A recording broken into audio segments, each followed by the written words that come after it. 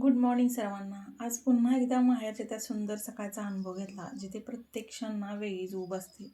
माहेरी असल्यामुळे ना मी माझं निवांत आवरून घेतलं आणि माझ्या वहिनीनं मोकळ्या पाण्यामध्ये चंबरला ना कपडे धुत होत्या. त्या खळखळ पाण्याचा आवाज ना खूप सुंदर येत होता.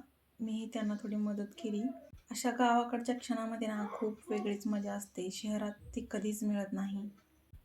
मस्त असं पाण्याचा पाट वाहत होता आणि तिथे कपडे धुण्यात ना खूप मजा येत होती. त्यामुळे मीही त्यांना थोडी मदत करू लागली आणि तिथेच बाजूला ना आंब्याच्या कैऱ्याचं मोठं झाड होतं. इतक्या छान छान कैऱ्या पाहून ना राहवलंच नाही. काही तोडूनही घेतल्या कैऱ्या आणि त्यामुळे ना अगदी लहानपणीचीच आठवणी जाग्या झाल्या.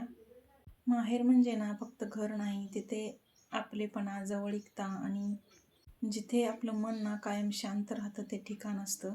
त्यानंतर इकडे ना डाळिंबीच्या बागेमध्ये ना व्यापारी आले होते. पिकलेले डाळिंब तोडून नेत होते.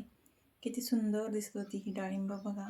आता इथे ना 180 रुपये किलो दर आहे. तुमच्याकडे किती आहे तेही नक्की सांगा.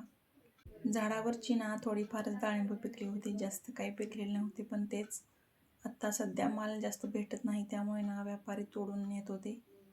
तुम्हाला ना हा माझा माहेरचा व्हिडिओ कसा वाटला ते नक्की कमेंट करून सांगा. आवडला तर लाईक, शेअर, कमेंट आणि आपल्या चॅनलला सबस्क्राईब नक्की करा. भेटूया अशाच पुढच्या व्हिडिओमध्ये. तोपर्यंत बाय.